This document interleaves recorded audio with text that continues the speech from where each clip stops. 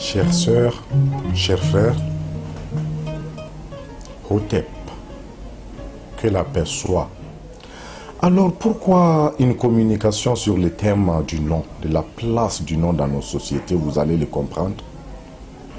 Il a été dit par les prêtres kamites que c'est par les noms que l'inexistant vient à l'existence. Ça veut tout dire. Ça veut dire que sans le nom, aucun concept ne verrait le jour. C'est par le nom que l'inexistant vient à l'existence et vice-versa. Tout ce qui n'a pas de nom n'existe pas. C'est dire combien les verbes priorisent sur la matière. Le verbe l'emporte sur l'écrit. Le verbe l'emporte sur tout ce qui est signe aujourd'hui. Alors, si tel est le cas, je me dis une chose. Abandonner son nom pour emprunter celui de son envahisseur est la chose la plus horrible qui soit arrivée aux négro-africains. C'est tristement ce que nous observons aujourd'hui. Un peuple sans nom, des individus sans nom, des concepts sans nom parce que carrément privés de ces condensés spirituels-là qui animaient les noms authentiques, les noms originaux qui les faisaient maintenir dans le concert des nations. Aujourd'hui, un Mamadou noir, un Ibrahim noir, aujourd'hui un Ousmane noir, un Jean, un Pierre, un Thomas noir ne rime à rien. C'est un détritus idéologique.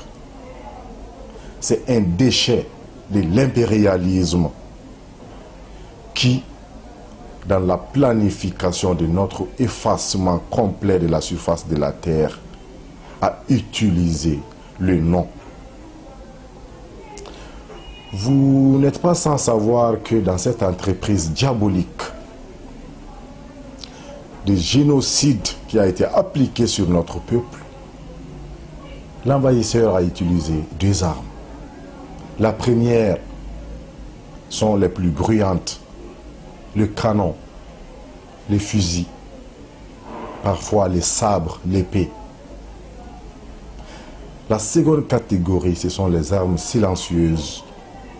Et convenez avec moi que ce sont ces armes silencieuses-là qui sont les plus violentes jamais utilisées contre nous.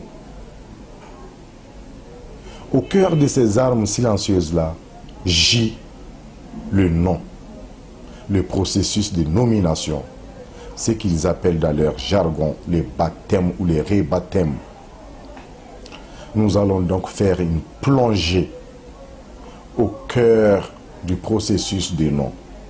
Nous allons faire un zoom sur le parcours historique de notre communauté depuis ses origines, c'est-à-dire depuis la Nubie, en passant par l'Égypte antique, pour terminer en Afrique impériale, c'est-à-dire sur l'ancien site de l'Empire du Ghana. Vous le savez peut-être mieux que moi,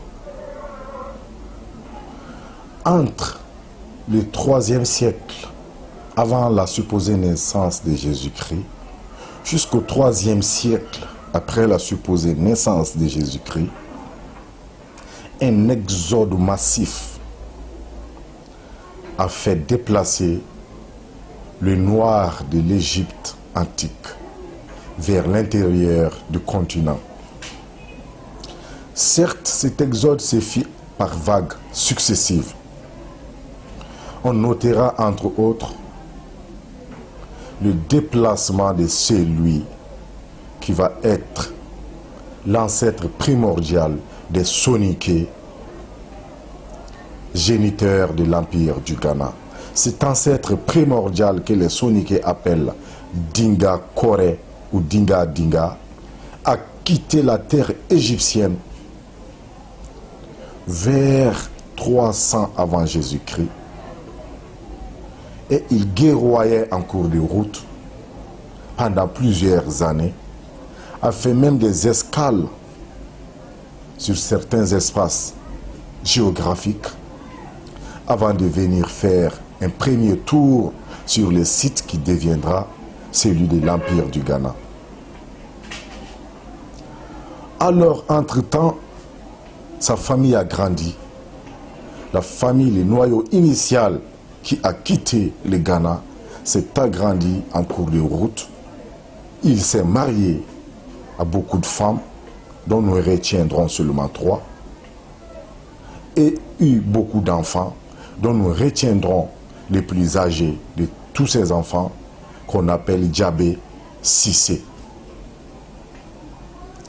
Ce Dinga Koré-là ne va pas s'installer définitivement sur le futur site de l'Empire du Ghana. Il va retourner. Les dernières informations que nous avions, à travers certaines recherches, ont prouvé qu'il est resté au Soudan. D'ailleurs, cette tribu des Dinga du Soudan, d'après certaines de ces recherches-là, serait l'une des descendances du roi Dinga Koré, ancêtre primordial de Soninké. Voilà où est-ce que nous voulons en venir. Ces Soninké-là, ces flux migratoires en venant sur le site qui deviendra plus tard l'Empire du Ghana, n'a pas trouvé un site d'accueil désertique de toute présence humaine. En fait, ces sites-là étaient partiellement habités par une peuplade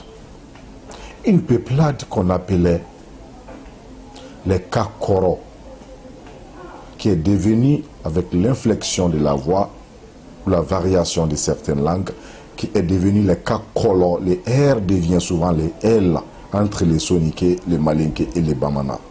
Les Kakoro, en Bamana qui veut dire Ka, Koro, qui était là déjà avant. Cette peuplade-là, dont le nom signifie d'ailleurs qu'ils étaient là avant les clans Soninké, alors utilisait une technique d'identification de ses membres respectifs. Cette technique s'appelle la scarification. La scarification consiste à apposer des signes sur les tempes, parfois sur le front. C'est des signes particuliers, codifiés, qui permettent à chaque membre du clan ou de la tribu d'être identifié et même d'être classifié au sein de la tribu selon des paramètres bien déterminés. Ces signes-là étaient appelés à l'époque les Kakoloti ou les Kakoloti. Les ti ou les chi, c'est le même mot dont il s'agit, signifie en Soninké, en Bamana et en Malinké signe. Les Kakoloti veut dire entre guillemets les signes des Kakolo. Voilà ce que les Soninké sont venus trouver sur place en termes d'identification et de codification des membres du clan de la peuplade Kakolo. Alors les Soninké, honnêtement, en bon étranger, se sont pliés à cette technique-là, se sont pliés à cette institution-là, parce que c'est toute une institution dont il s'agit. Et ils l'ont adopté. Pourquoi ils l'ont adopté? C'était pour combler ces vides-là qu'ils avaient laissés en venant. Ces vides n'est autre que, durant leur long parcours, ils ont perdu des noms. Durant leur long parcours de l'Égypte vers le Ghana, ils ont perdu des membres de leur clan. Ils ont perdu des familles entières. Ils les ont perdus de vue.